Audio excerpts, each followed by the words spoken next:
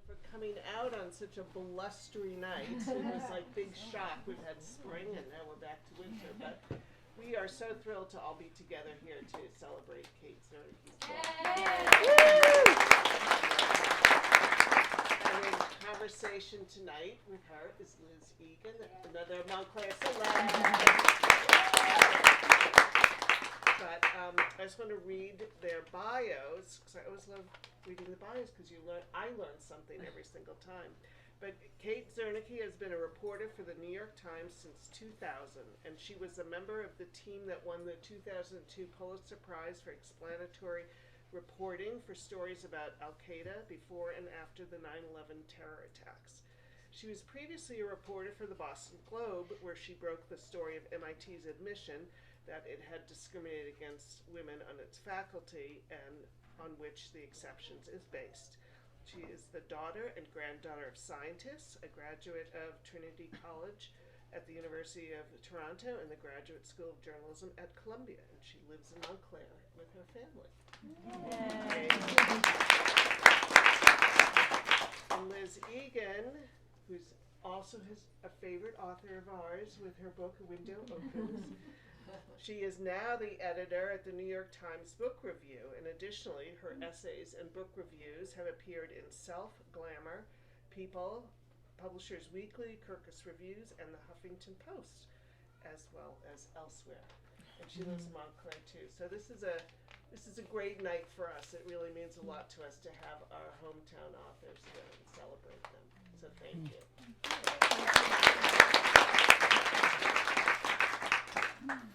Thanks, Margot. Yes. Is it on? No, turn the right button. Hold it. Hello? Yeah, there you go. Okay, good. Yeah, there you go. Welcome, everyone. I'm Liz. I guess you know that by now.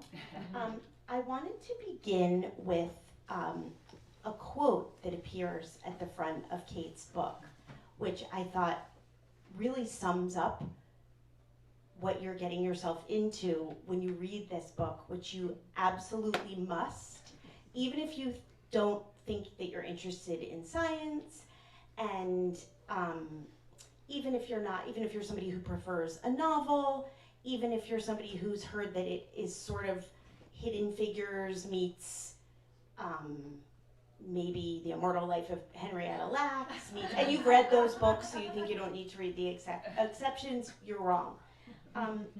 The quote at the beginning is from one of the few people in the field of science who I had heard of before reading this book. His name is James Watson, and I'm sure some of you know him as he's part of Watson and Crick, who wrote The Double Helix that was published in 1968. And this is a quote of his: "The thought could not be avoided that the best home for a feminist was in another person's lab." And that sets us up for this conversation with Kate, which couldn't come at a better time in the history of our country, literally. So, Kate, I'm going to ask you probably the hardest question of all first, which is a twofold question. How would you describe The Exceptions to somebody who hasn't read it yet in a sentence? And also, can you tell us how Nancy Hopkins came into your life in the first place? So the first question, can you everyone hear it? Yeah. I would say The Exceptions is an intimate look at what it's like to do high-level science at the same time that you are experiencing what we now call unconscious bias, and what it feels like to start out, this is more than a sentence, but I write long anyway, so what it feels like to start out not a feminist, and how you make that transition, and yeah, so that would be that. Nancy Hopkins came into my life. I was a reporter at the Boston Globe in 1999, and I got a tip from an editor, I don't know, in the building, still don't even know who the tip came from, because it was sort of through a bunch of people, but someone said to me, there's something going on with women at MIT and some kind of discrimination or something, so, give this woman Nancy Hopkins a call. So I called her, and the first thing that everyone knows about Nancy is that she's got sort of this slight British accent, And she was, if this is possible, she was at once both very certain and also sounded a little bit nervous. Like, she really struck me as someone who needed to get this message out, but she realized that she was doing this kind of scary thing. And she told me that not only that MIT was actually going to admit discrimination. And so in our business, in the newspaper business, that's known as a man bites dog story. Like, it would have been one thing. I think I was expecting, like, there's a lawsuit, the women are suing. Well, that wasn't the case. And then she told me that that the women of MIT and the School of Science had gathered a bunch of data and presented it to the administration of MIT, and the administration had been so persuaded by this that that's why they were going to admit that it discriminated.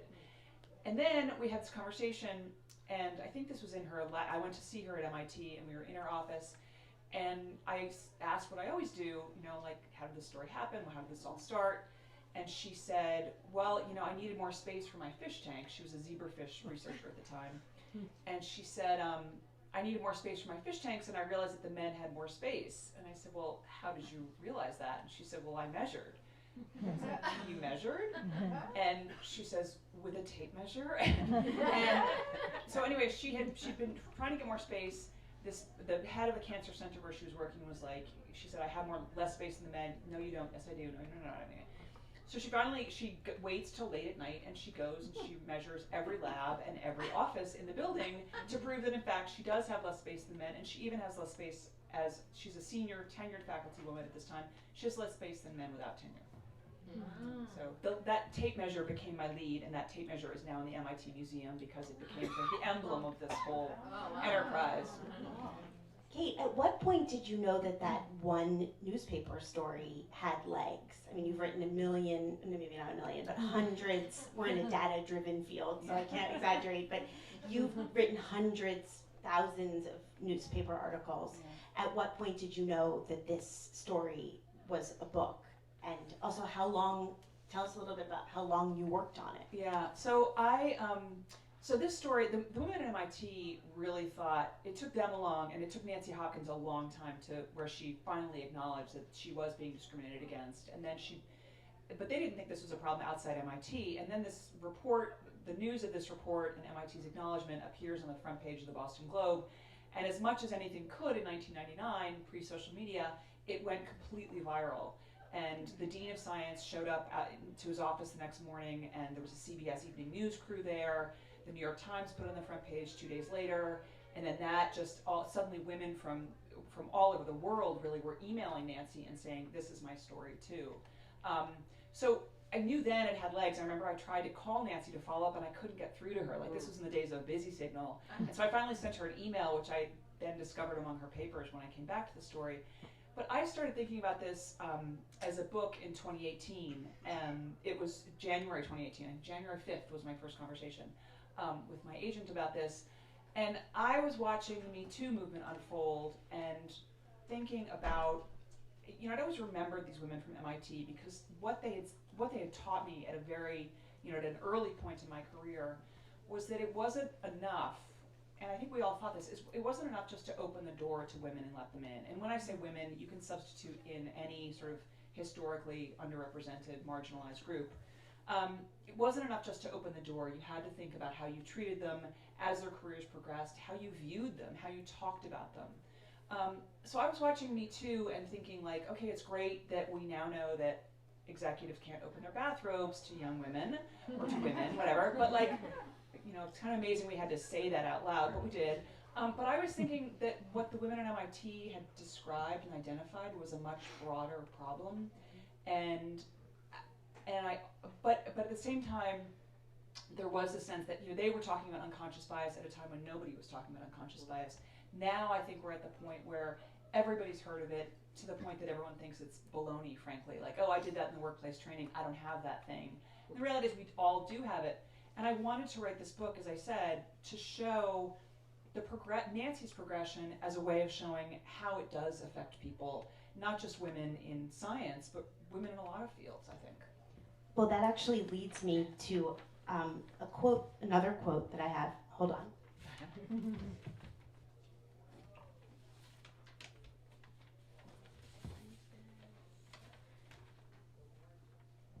Kate, I really hope that you are not somebody who reads reviews on Goodreads or Amazon, because it's just a total waste of time. But I did Are they find, bad? no, they're excellent. Yeah, they're excellent. But there's one that I found today that I know you will love, and this really puts this conversation in context. Well, first of all, before I found this great review, I read the lone review on, I think it was Goodreads, from a man named Mark.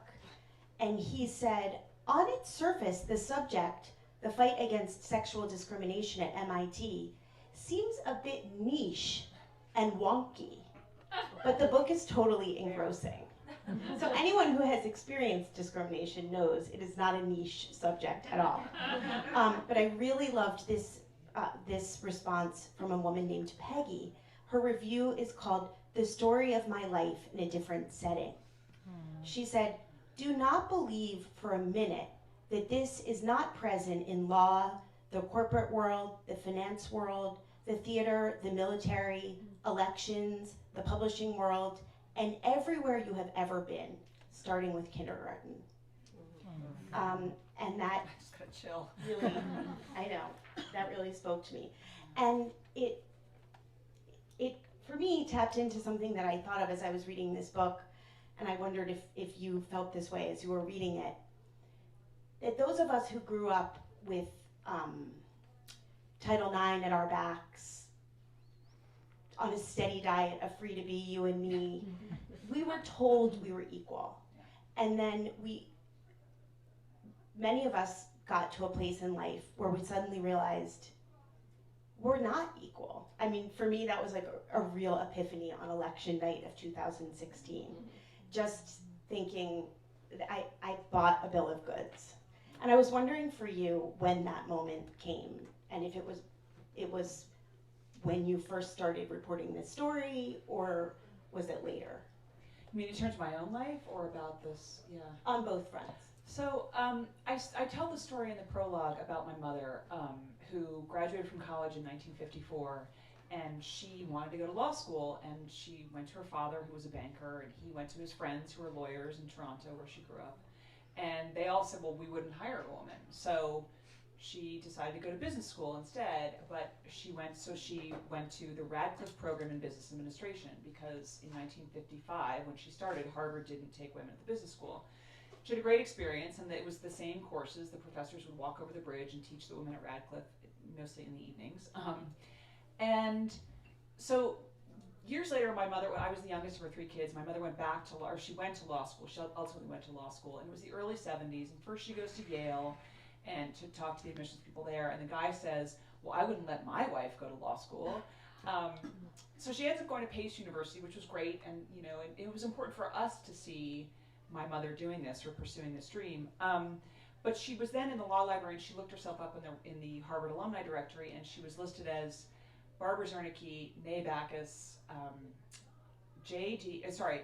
BA, MBA, JD, W/M. She was like, what's W/M? And it's wife and mother. And so at the time, she was a wife and mother, and she was proud of it, but there was something very minimizing about it. And I happened to be at the law library with her when this happened, and she was just in a rage. And I still, to this day, can almost feel how angry she was in the car. I was about 12 at the time. So I kind of had that background, but by the time I got to the Globe, I had worked at a small paper before then, and I thought, so then going to the Globe was like, oh my God, the world opened up. Like, I could do so many more stories, and I had all these resources, and people appreciated me. So that was one thing. I think for me, it was really when I had kids that you realize that things change. And it was suddenly, I was someone who people thought was, it was the rap on me was always like, oh, she's too ambitious, she's in too much of a rush, whatever. Suddenly I had kids, and it was like, oh, she can't travel, she can't do that. I thought you wouldn't want that job. And it was really like, it's so frustrating, because I had arranged my whole life, and our family life to support the idea that I would continue traveling when I worked, and to be told that people just assumed that I wouldn't do it, that was really hard for me.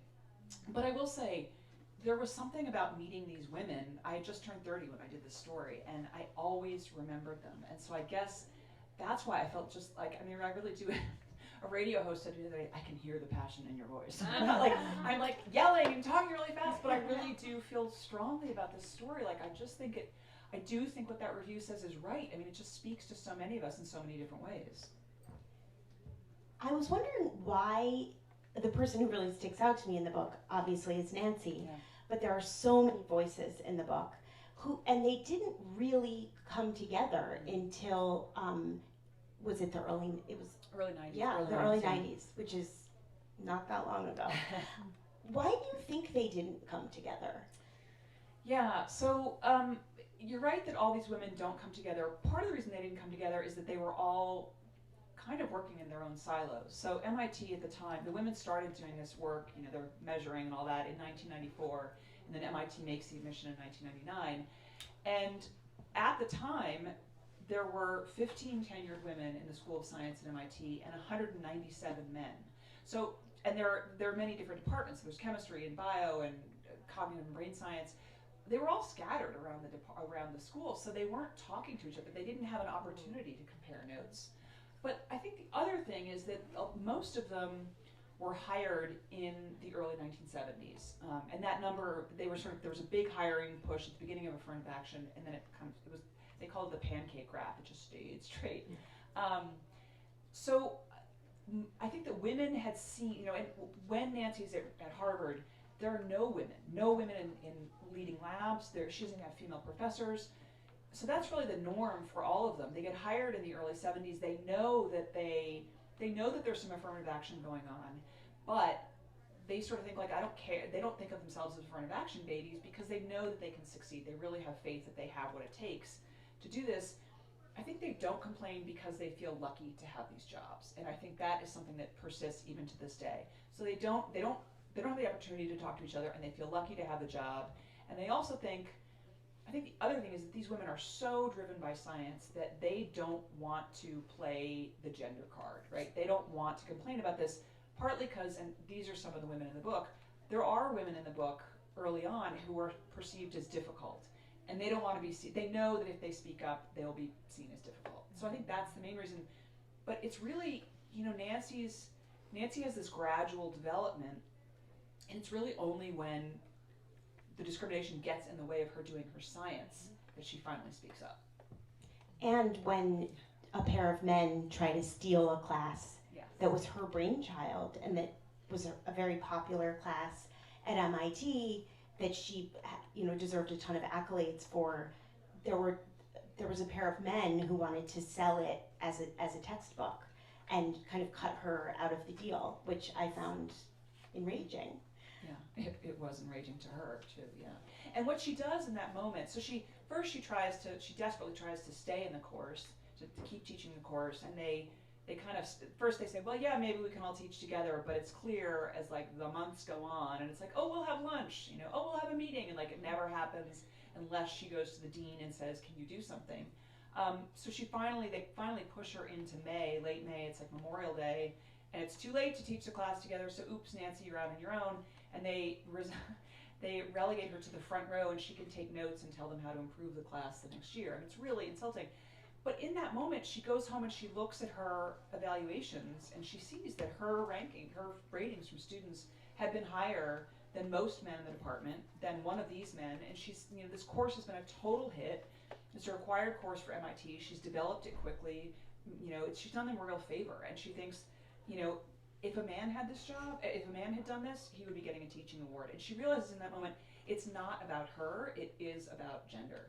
But by this point, like, she's left cancer research because she feels like, no, it can't be that I'm a woman, it's just the field that's so competitive.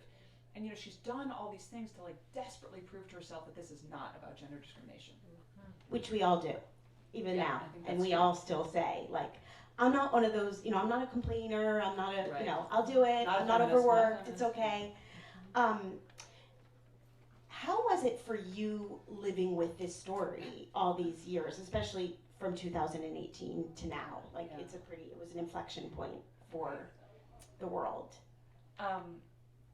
So I felt really fortunate to have, early on when I did this story, I felt really fortunate to have met these women And when I moved to New York a year later to take the job at the Times, and I remember the first time I met a woman who was a scientist at Rockefeller, and she's like, oh, I know the Nancy Hopkins story. And I was like, oh, you do? Like, it was sort of cool that I had done this. And I did a couple more stories about women in science. So I felt some ownership over it. But yes, doing the story was really hard. So that chapter when Nancy has the class taken away from her, that was actually particularly hard for me because I had an episode at work where a beat was taken away from me, and it was just devastating. It felt very embarrassing. And so I kind of felt Nancy's sense of rage. My book editor too, she was like, I mean, we all sort of went through this rage of like, because you recognize that you've done these things too. And when people read the book, especially younger people read it, and they're like, how did she put up with this? So I think that's the biggest things I felt that. But I will say, starting in 2018, I was covering women in the midterms, and then I moved to write this book full time. I took 2.5 years off, and then I came back and I've been covering abortion. And I actually wrote an essay about this in the Boston Globe magazine a couple weeks ago. What's been so amazing to me has been, early on, I think in my career, I didn't quote a lot of women in my stories, and everyone was like, oh, quote more women, quote more women. We all try to do it because you want to recognize more women as experts. But now, for the last 5 years, I've been forced into a situation where I'm really talking to women most of the time. And then in pandemic, I had this very close group of colleagues. We were texting every day. And so it just, suddenly I'm sort of surrounded by women, and I really did feel lifted up by it, just by knowing all the amazing work that women are doing. There's been sort of this strange, I can't even describe it. I mean, the best I can think of is like, maybe this is what it feels like to cure your stereotype threat. The idea that like, you don't want to act like a girl. Like, I just sort of feel lifted up by this, which is really pretty great. And frankly, Nancy describes the same thing when she comes together with these women. Like, there was just this, that was the happiest time she had at MIT, but it was because she had the camaraderie of these women. When you mentioned the rage that you felt, Yes. I like to keep coming back to that subject. My children could talk a lot about the rage that I felt.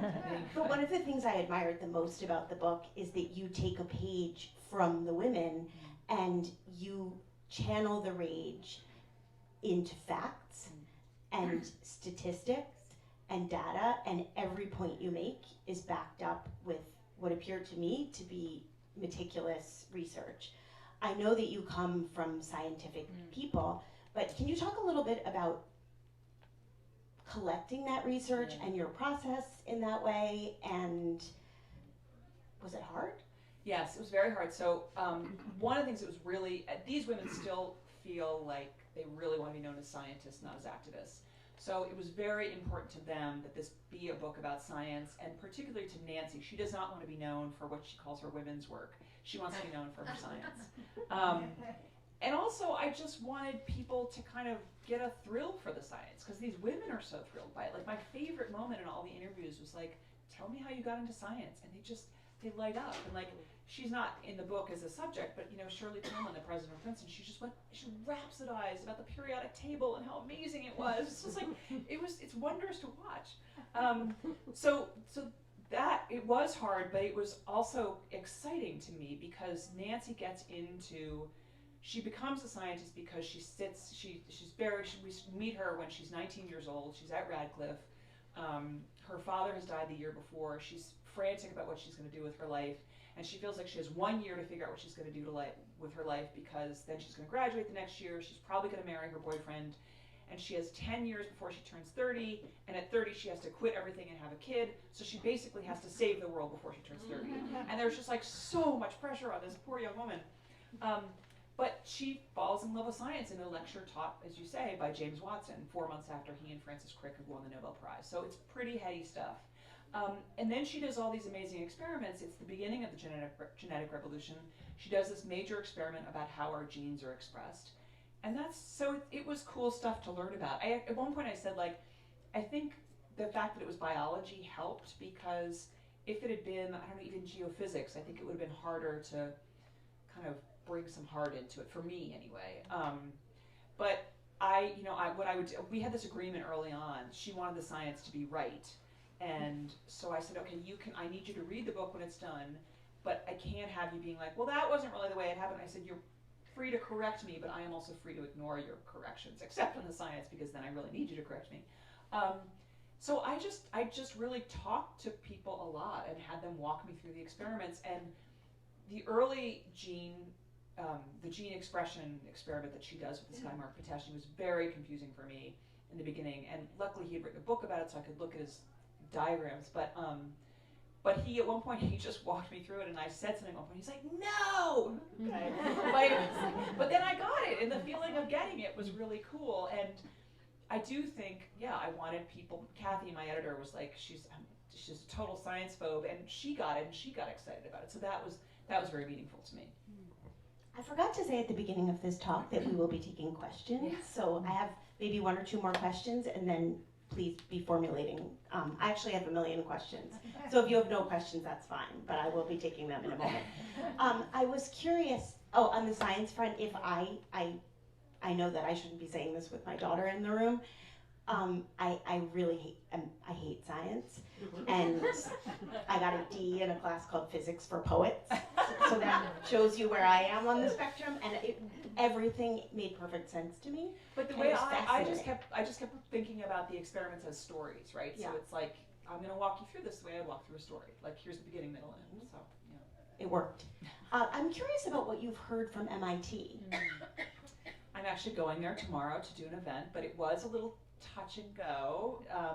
There was very much like, well, we want to read the book and see what it's like. So I will say, the first chapter, and I guess the sort of first through fourth chapter is Nancy at Harvard.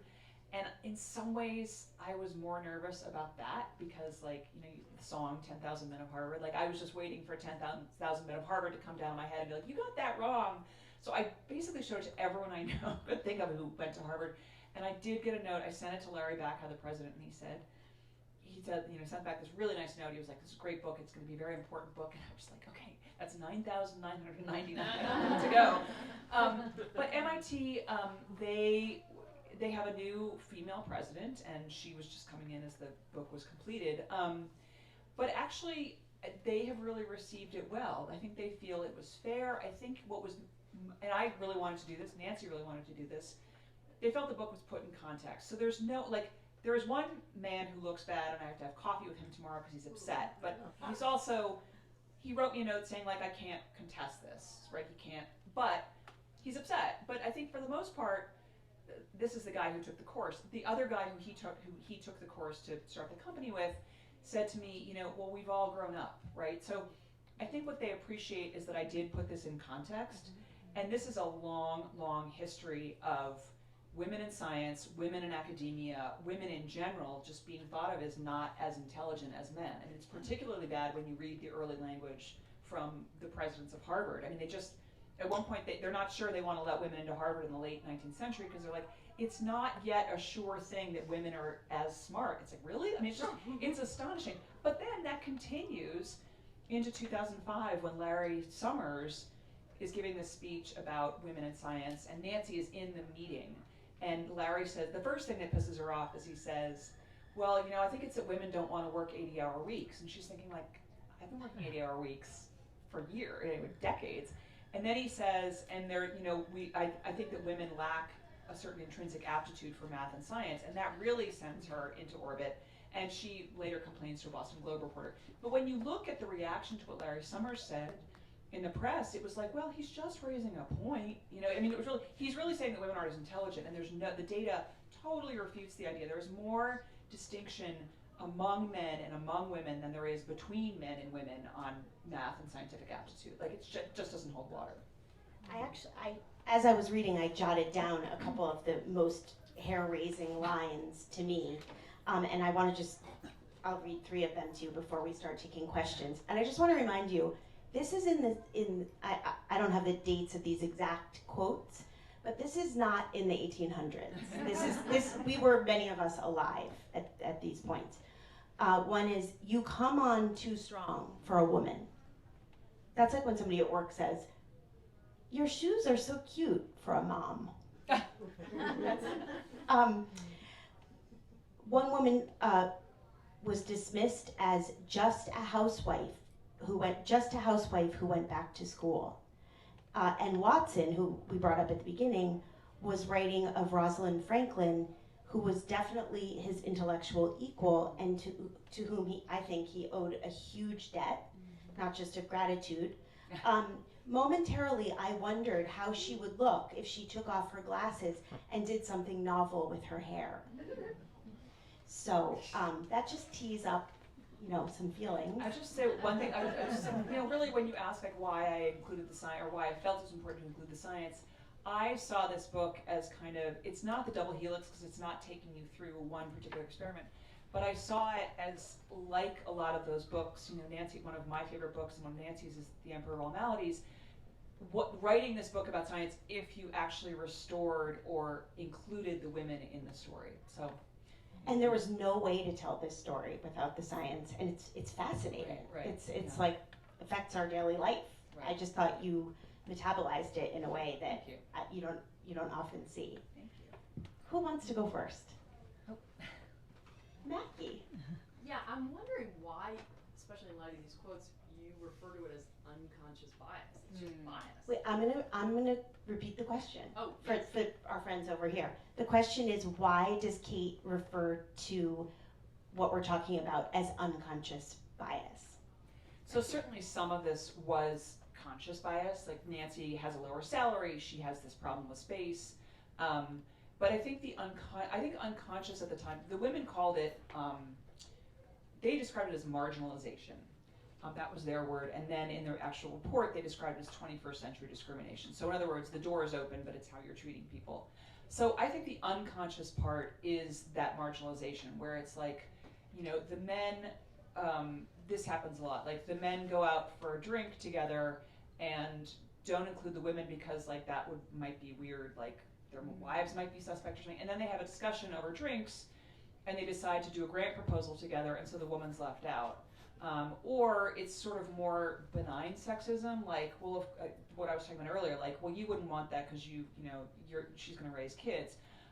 So I think it's some of it is unconscious in that they're not thinking, I'm going to discriminate against that woman. It's they're going about their daily lives not thinking about how they're going to include women. So I think it's a subtle thing, but I also think sometimes we rely on unconscious bias, and I think in some ways it was a way for the women to soften what they were describing to the men. Like, we know you didn't mean this, like, and I think that did actually work. I mean, one thing, I did this event with Michael Barbaro the other day at Symphony Space, and he said, like, well, isn't it ironic to you that Nancy has to start her career with a man, meaning James Watson, and then in the end, this huge thing happens to her, but it's all because the president admits that MIT discriminated. Like, why does everything have to happen with a man's name on it? And that is true, but my story for the Globe really did give credit to the women and for gathering the information.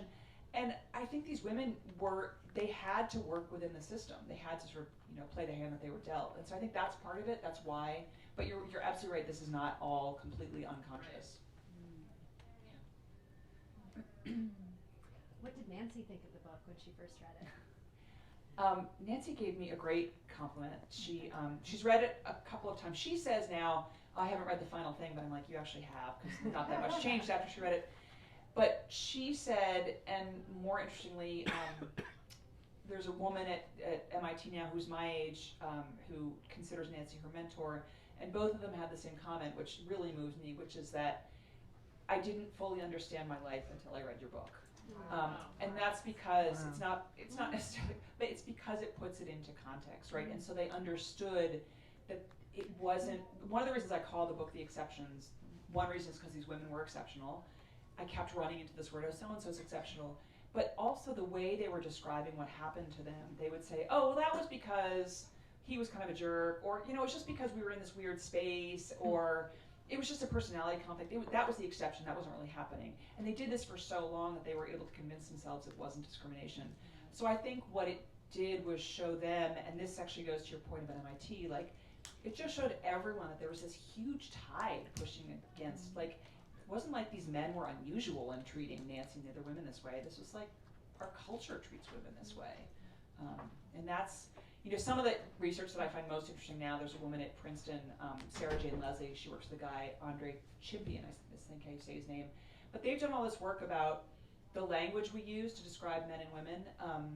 And the word genius we're much more likely to apply that word to men, right? Women work hard, it's the men who's a genius. And I think, I won't say anyone's thought that Trump was a genius, but I do think if you look at the, Clinton-Obama primary, it was very much like, well, Hillary's very well qualified.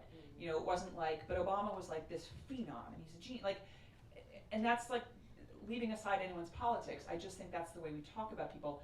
But the result of that is that women themselves think that science, and particularly fields like physics and math require some kind of genius. And so they think like, well, I can't do that. I mean, it's a little what you said, like, I'm not good at science. Like, are you? Or if someone had sort of walked you through it and made it more of a story for you and appealed to like a different side of you, maybe you would have been interested in science. Maybe. But I will say, people, like, it would be so much better for my brand if I had wanted to pursue a career in science and I came from this family of scientists and I was stopped and I wasn't. Like, I wanted to tell stories. So sorry. How much do you think has changed now? So at MIT, MIT is now run by women. So the head of the board, the president, the dean of science, the head of research, the chancellor, the provost in the School of Science, in the School of Engineering, there are 8 departments and 5 are led by women. I mean, it's really astonishing there on that level. And at the time these women were doing this, there had never been a female department head. Wow. In addition to having like these 15 women on the faculty. So I think what the president of MIT said to Nancy when they were doing this work and fixing things, he said, anything I can measure, I can fix. And there's a wonderful mathematician who's at MIT now, her name is Giuliola Stefanini, and she said to me that is still the case. Anything they can measure, salary, lab space, you go to them and they're like, oh my God, we need to fix it. And it's much more, there's much more transparency now, so you're able to find out what, sort of in-house grants people are getting, because it's all listed, people can see it. So that has changed, and I think certainly we see many more women in science who are sort of lifted up and shown off, and that's great. But I do think that there is still this nagging sense that like maybe women kind of can't do this. And so you look at who's dropping out at the PhD level, who's dropping out of the sciences at MIT, and it is disproportionately women. And what they will say is the same thing that women at MIT have been saying for years, undergraduate and right up to faculty, which is that there's sort of this like, that they are still the exception, right? So people view them as the exception, and therefore it's kind of suspect and like, we don't really know if you're going to make it, and this is an experiment. And that's really hard to put up with day by day, to have that assumption about you. So I think that is the last hurdle, but again, I don't think that's exclusive to science. Hello. You have this awkward lunch tomorrow, and good luck with that. I'm wondering if between your article that broke the story and this book, has anyone, individuals who are still around, did it shine a light to them? I'm not saying like MIT, because they, are working on fixing it, but individuals, did anyone ever approach Nancy or any of these other women and just be like, I'm so sorry, I understand now, or was that? I don't think anybody, I've never necessarily heard an apology. I mean, I think this guy who I'm having coffee with tomorrow, he did apologize to Nancy, but he also says like that didn't happen.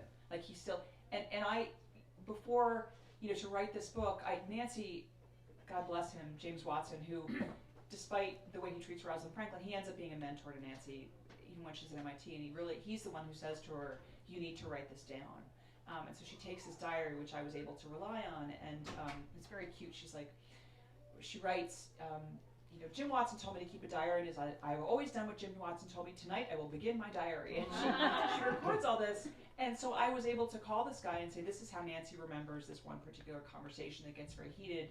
And he was like, okay, yes, that happened, and that's roughly the right account. And now he's like, well, that didn't happen. But he has apologized to her, so she's sort of like, what are you apologizing for? I think for the most part, the best that they've gotten. So there's one guy who she helps get hired. He's roughly her age. They worked together at Cold Spring Harbor Labs in the 70s. she gets hired at MIT, and the head of the cancer center says to her, "Is there anyone else you think we should hire, any bright young scientists?" And she says, "Yeah, this guy Phil Sharp." Phil Sharp goes on to found Biogen, which is the huge biotech giant. And he's the department head who has to tell her, "In fact, I'm going to strip you of this course." Phil said to me, he said, "I think I have come to appreciate," and he said this at the time in 1999, "I have come to appreciate the difficulties for women for people who are pioneers in their fields." So that's all great.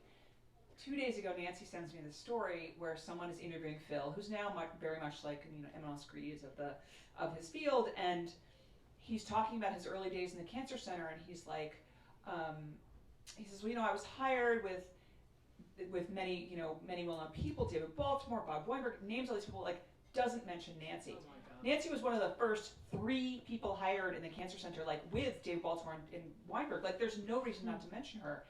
Not only that, but Phil Sharp later goes on to win a Nobel Prize. This is, Nobel Prizes can only be awarded to 3 people, so there's always this question of credit. But Phil is involved in this enormous battle over credit that like all the scientific journals write about, because there's a woman at MIT who's helped him design the experiment, and then there's a woman at Cold Spring Harbor who helps the guy he wins with do the experiment. That woman also happens to have the double bind of being female and Asian, and the women are just totally cut out of credit. So it's sort of interesting that Phil he's quoted in this story a couple days ago where he doesn't mention Nancy, he doesn't mention the women who helped him with this experiment that allowed him to win the Nobel Prize. So you sort of have to wonder, have people really learned anything? So. Wow. I hope this isn't too personal, but how important it was that those women spoke to each other and all were able to confirm what their reality was, even though it took them a long time to understand it. Yeah. And they came together, and then the school admitted it. And that story, I didn't take it in at the time, and now with your book, I'm so happy to have the opportunity to really know what went on and understand how important that is. And so the book you have written is, in a way, another very important step for women in media to help other women. It's all a part of this journey that we're on.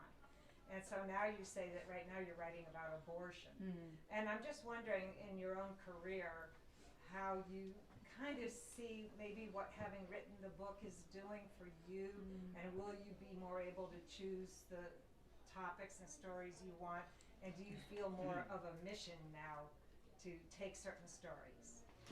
I definitely feel a mission to tell this story and to have people see that it's not just a story about women in science and not just a story about Nancy or MIT. I guess I do, it's funny that you say that. I hadn't thought about that, but I have been thinking a lot about this question of how we talk about women, and how this question of sort of, the larger question that I said I really sort of saw in the Me Too movement, which was, like, how do we talk about women? How do we listen to their stories? What credit do we give them, right? Whether it's scientific credit or just credit for telling the truth. I do feel that that's really important, and so I'm much more focused in writing now at my work at the paper, like just the language I use. So I think that has definitely been important for me. I mean, it was incredibly important for these women to come together and share their stories. I think for them it was just power. There was power in sharing your story. There was power in knowing that someone else felt the same way. But I will say it's hard. I did an event in Cambridge last week, and there were a bunch of young women in the audience, and they were just getting up and talking about this question, kind of to go to Maggie's point, like, some of this isn't unconscious anymore because they have to know they're doing this. And how do I speak up about this? And they didn't say this, but you can tell that what they're saying is, how do I speak up about this without being seen as difficult? And one woman just got up and she was talking about self-doubt. And then I was doing the conversation with Rick Burke, who I worked with for years. He was a boss of mine at the Times. He now runs something called Stat. And so Rick, later, a couple minutes later, he said, "Well, what was the most difficult thing for you about writing this book?" Or I guess he asked before these women had said this, but he asked me this question, and I was like, "Oh gosh, I don't know. I mean, I guess the science." Like, I didn't really have a good answer. And so then this woman gets up and she's talking about self-doubt, and someone else starts talking about this, and it became kind of this encounter group. And that night, I woke up and I thought, oh, I know what the biggest hurdle was. It was self-doubt, right? It really was. It was like, can I get this done? Am I going to embarrass myself? You know, am I going to embarrass Nancy? Like, is this really a story? And what's been gratifying, and that's why it's so great to hear good reviews. It's like, oh no, people get this. Like, yes, this story does mean something to people. So it's a long answer to your question. Can I interject for 1 second? I'm using the interviewer's prerogative here. One thing I was thinking of, and I wanted to ask you about as I was reading, is whether or not you had a sense when these women popped into your head between, say, 2000 and 2018. And as a writer, you always know you have to pay attention to those sticky topics that stick to you, that those are the things you should write about. But did you have a sense during those years, like, oh, this has already been written about, you know, Me Too at a certain point happened, like, do I need to go back to this? I wondered, A, if you felt that way, and B, if you realized that this is such a perfect example of a story that needed to marinate for a long time, and now the subjects had a chance to metabolize it, and as a culture, we've had a chance to put it in context. I think that's absolutely true. So I don't know how many of you probably saw Spotlight, right, the movie, and there's the guy Robbie, who's like the super fast-paced. Robbie is my mentor. He hired me at the Boston Globe, and I really adore him. I owe so much to him. But so I called him, or I guess I texted him to tell him I was going to do this book, and he goes, "What took you so long?" Which is like a classic Robbie thing to say. And actually for a couple days after, I thought like, oh yeah, what did take me so long? But then I said this to Nancy, who had, as usual, a very generous response. And she said, well, but we didn't know how it was going to turn out. And so that matters partly because we haven't fixed the problem, so we know that we need a book. We still need a book to talk about this. But yes, so I did a story about Nancy in 2000, or Women in Science, that was focused on Nancy. It was called The Reluctant Feminist in 2001 for the Times. And then in 2011, MIT celebrated its 150th anniversary, and a couple of younger women at MIT who had been on the junior faculty when this all happened went back and kind of looked at the numbers to see what had changed and what hadn't changed. And I did a story on that, again, for the Times. And as I was leaving MIT, someone gave me a book called Becoming MIT, which was to mark the 150th anniversary, but there's a whole chapter on this, which I thought was to MIT's credit, that this was a seminal moment in their history. And so someone gave me this book, and another one of these younger ones said to me, you know, if you want to check in, we're going to keep collecting data. If you ever want to check in, like, give me a call in 6 months. And I was like, oh, and I sort of had this nagging sense of like, that'd be a good book. And I took the book about MIT and I put it on top of a shelf that was in this shelf that I passed every day as I left my bedroom. And so I would think like, oh, there's that, I should do that thing. And I never did it, and I wrote a different book instead. We moved the shelf, so I stopped seeing this book. But then, somehow, like in 2018, it all made sense, and it coincided with Nancy was trying to figure out what to do with all these papers that she still had in her office, and it was like, suddenly I had this treasure trove of documents that I don't think I would have known it, and it did take some time. Initially, it was like, well, you can have some of the papers. And then it was like, okay, you would have all of the papers except this one. She had tried to write a memoir about 15 years ago, I guess, right after the Larry Summers thing happened. And she wouldn't let me have this one chapter of that memoir, which was about the breakup of her marriage. And so then she actually did send me that chapter, and it's one of the most, like, to me, it's just a very real chapter. Like, you can just sort of feel her pain as she's going through this. And I like the chapter. Just to quickly, her sister says to her, well, you know he's cheating on you.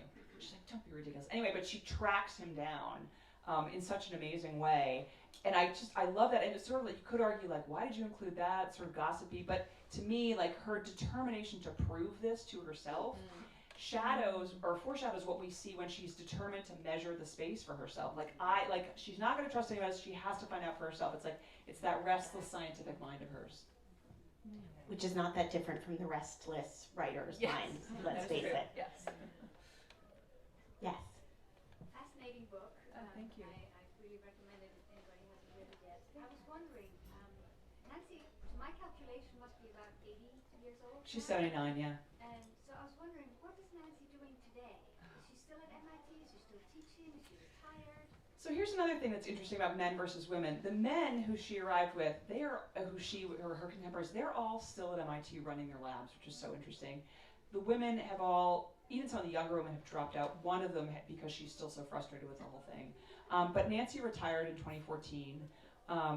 She had done this she ended up being able to do this very important experiment with zebrafish thanks to the space and resources she got. Nancy, she ended up marrying again, and her husband lived in New York, so she was splitting her time between Cambridge and New York, which she still does.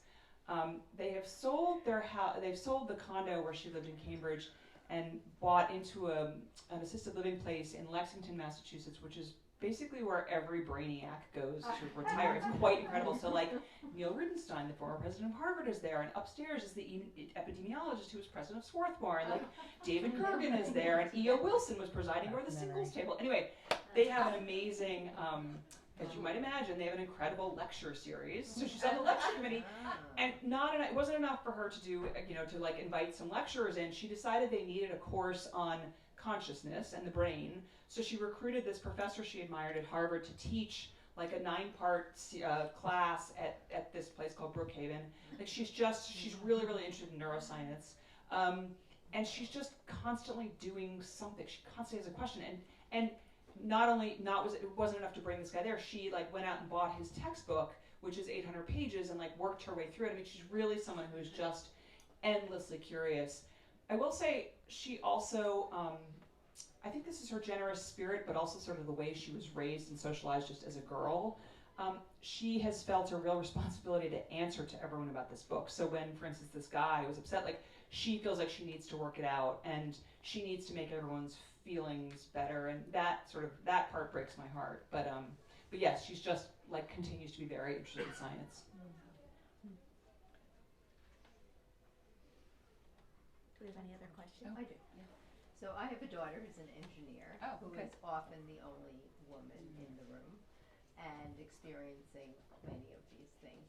And you were explaining how they were siloed because of their research, but just by sheer numbers, I think now, still women are siloed in this field and can't communicate with each other to try to make change. And I'm just wondering if Nancy or you had any opinion about, how will that change? Just having more women in the field. How are they going to get more women willing to go into the field? Because clearly we are smart enough. And yeah, I mean, so early on, MIT's approach. Repeat the question. Sorry, I'm sorry.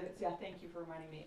The question is, this woman's daughter is an engineer, and there really are still relatively few women in the field. So it is very important to be surrounded by women, or to sort of have the sense that you're not the only one in the room. So but in the meantime, what do you do? I think that's essentially, they're not going into. Yeah. I mean. I do think that MIT early on thought that the only thing they had to do. There's a lot of this that happens in the book. Like people settle on one solution, they're like that'll work, and then it turns out that doesn't actually do the trick. It does a little bit, but the reality is we have to do all of these things. So MIT early on thought that all you had to do was allow more female undergraduates, and you would get more female faculty. That didn't happen, but I do think that numbers are very important. But I think to get the numbers, we need to address this whole question of how we view women, right? Like. And how women view themselves. They, whether they think they're smart enough, whether they think, I have to be a genius to do that. We know from research that women of this equal qualifications are less likely to apply for the same job, whereas a man's like, I can do that. And it's become almost cliche, but it's true. Yeah. So I think, one thing, this is the question that I struggle with most. Like, how do you change this, right? Like, you look for allies who don't necessarily have to be other women. But you do look for your support group from women. You look for people at every different age. It's whether they're younger than you are or older than you are. You look for allies where you can, male or female. But the other thing, one thing Nancy has done, a couple years ago, she actually sort of came back into my life because she had a niece who was working at the New York Times, and the niece was pregnant, and so she came to me to ask, if I had any advice on having kids at the New York Times, and I was like, oh God, I love you, basically. But anyway, but I noticed at that point, I was talking to Nancy more, and I noticed that she kept referring to people as brilliant, she's brilliant. And because she has this British accent, as I said, it's the first thing you notice, I thought, it's that British thing, brilliant. Then I realized, no, what she told me was, she had started routinely describing women as brilliant because she just felt that we needed to change the way we think and talk about women. So, like, that's my charge to you. Go out tonight, find 10 brilliant women, you know? I mean, I think, you know, we think because we know about unconscious bias that we don't have any work to do. We do have work, and it's just, sometimes it's just that simple. And, like, you know, the thought experiment. I feel like that's perfect place to leave our conversation. I'm gonna call it It's a brilliant. Yeah. I love it. You are brilliant. Brilliant. Brilliant. You're all brilliant. You both are.